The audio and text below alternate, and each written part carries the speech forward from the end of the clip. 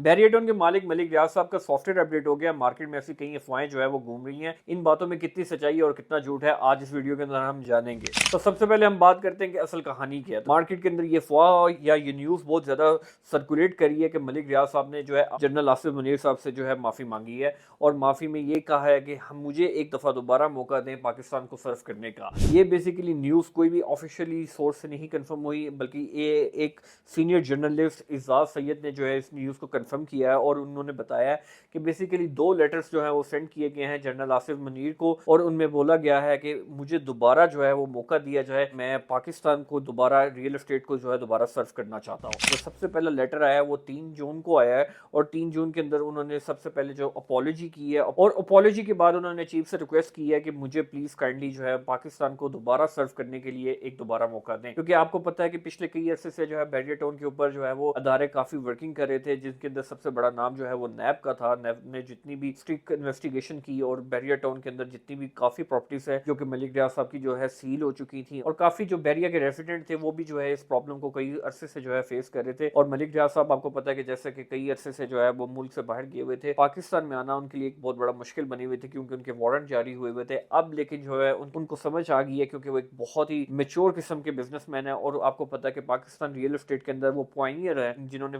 Real estate का जो है ट्रेंड सेट किया है, जिसकी फाउंडेशन पाकिस्तान में जो बेहतरीन किस्म की फाउंडेशन रखी है वो मलिक रियाज से बड़ा नाम इस मार्केट के अंदर किसी को भी नहीं मिलेगा। तो मलिक रियाज ने अब समझा है कि बिजनेस जो है वो बहुत ज्यादा इंपॉर्टेंट है, क्योंकि हालात पाकिस्तान में इसी तरह रहे, उनके जो है एसेट्स ज्यादा से ज्यादा क्लोज होते जाएंगे तो उनके लिए भी प्रॉब्लम होगी और उनके साथ जितने भी जुड़े हुए स्टेक होल्डर्स हैं, जिनमें सबसे बड़ा नाम उनके क्लाइंट्स, उनके इन्वेस्टर्स जो कि सबसे ज्यादा डैमेज हासिल कर रहे हैं, उनके लिए उन्होंने मेरे ख्याल से ये चीज को सोचा है। इसके बाद जो दूसरा लेटर है वो 12 और 13 जून के दरमियान सेंड हुआ है, जिसके अंदर मलिक रियाज साहब ने 3000 जो है वो कनाल को ऑफर किया है शहीदों के लिए, जो कि आर्मी में जितने भी ऑफिसर्स थे शहीद हो चुके हैं उनको ये बेसिकली लैंड ऑफर किया गया है और ये भी ऑफर की गई है सिर्फ पाक आर्मी को और पाक आर्मी के साथ जो है बेसिकली रिलेशनशिप्स को बेहतर करने का जो है वो प्लान है मलिक रियाज साहब का। इसीलिए उन्होंने ये जो लेटर्स दोनों लिखे हैं वो बेसिकली जनरल आसिफ मुनीर को लिखे हैं, क्योंकि उनको लगता है कि ये जो पाक आर्मी के साथ उनके ताल्लुकात हैं वो अगर बहाल हो गए तो इंशाल्लाह उनके लिए जो बहुत ज्यादा पाकिस्तान के अंदर आसानियां पैदा होना शुरू हो जाएंगी। काफी गवर्नमेंट के जो है वो ऑफिशियल्स खुद भी कोशिश करें कि मलिक रियाज का जो है वो दोबारा पैचअप हो जाए, लेकिन कुछ लोग जो है वो इस चीज को अपोज भी करें। अब जो है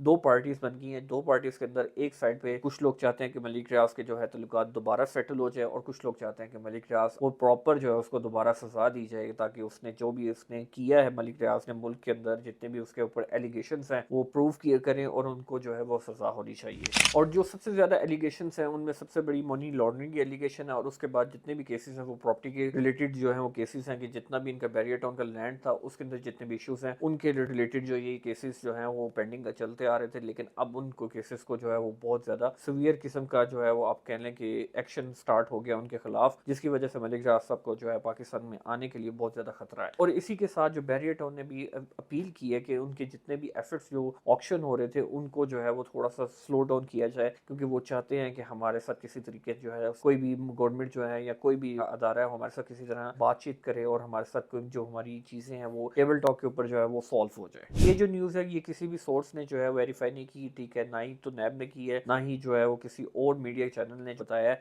कि ये लेटर्स आए हैं, लेकिन जो जर्नलिस्ट है इजाज सैयद साहब उन्होंने इस चीज को जो है वो क्लेम किया है। अब वो बेहतर जानते हैं कि उनके पास कितना वैलिड सोर्स है, लेकिन अगर ऐसी चीज हो रही है मुल्क के अंदर बेहतरी आने की उम्मीद है कि अगर इतना बड़ा जो टाइकून है अगर वो वापस पाकिस्तान के अंदर आता है तो इंशाल्लाह मेरे ख्याल से एक बहुत बड़ा बेनिफिट होगा पाकिस्तान को, क्योंकि जितना भी पैसा पाकिस्तान में जो बाहर जा रहा था वो दोबारा जो है वो पाकिस्तान में आना शुरू हो जाएगा। वजह यह है कि बैरिया टाउन के स्टैंडर्ड आज भी अगर आप देख ले 2005-2003 की जो सोसाइटीज डेवलप्ड हैं आज भी माशाल्लाह माशाल्लाह अगर बैरिया टाउन के अंदर आप जाएं तो आपको पता लगता है। और बैरिया टाउन एक वाहिद सोसाइटी है जिसको एशिया की बेस्ट सोसाइटी का जो है अवार्ड भी हासिल हुआ है। खूबसूरत किस्म की डेवलपमेंट जो कि पॉइनियर थे, मैं जो हम कह रहा हूँ जिस स्टैंडर्ड सेट करने वाले थे वो बैरिया टाउन ही है और उन्होंने लोगों को समझाया कि यार ये कारोबार है। उसके बाद जो है बहुत बड़े बड़े नामों ने इन ट्रेंड्स को जो है वो कॉपी किया हुआ है और इन ट्रेंड्स को कॉपी करके जो है बिजनेस स्टार्ट करना शुरू किया। ये जो ट्रेंड सेट करने वाले हैं वो मलिक रियाज साहब है और माशाल्लाह वो एक पाकिस्तान का एक बहुत बड़ा फेस है जिन्होंने रियल एस्टेट के अंदर एक बहुत बड़ी जो है पहचान बनाई है। लेकिन अगर कोई कॉम्प्लिकेशंस हैं, अगर वो किसी जगह पे गलत हैं तो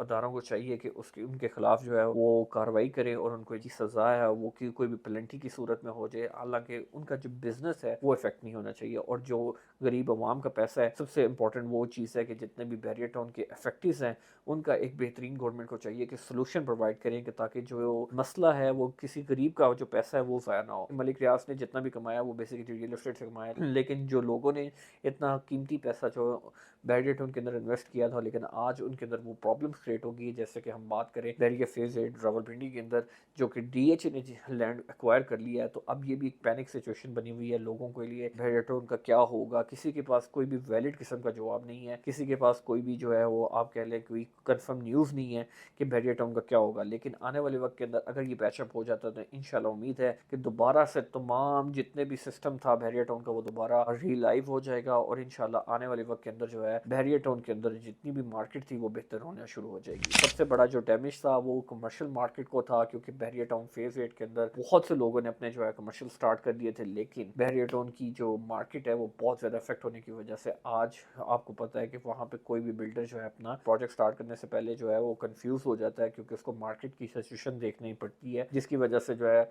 आपको पता है कि हर बंदे का कॉन्फिडेंस लेवल जो है वो शेक हो जाता है। लेकिन इंशाल्लाह वी आर होपफुल कि आने वाले वक्त के अंदर ये अगर पैचअप हो जाता है तो मीडियम किस्म का सोल्यूशन मिलेगा। तो stay positive and stay hopeful. इस केस से रिलेटेड जितनी भी इंफॉर्मेशन है वो इंशाल्लाह हम अपने चैनल एसेट प्लस से आपको जो है इन्फॉर्म करते रहेंगे। तो काइंडली सब्सक्राइब कीजिए एसेट प्लस को, क्योंकि रियल एस्टेट से रिलेटेड जितनी भी न्यूज़ है वो आपको यहाँ से मिलेंगी।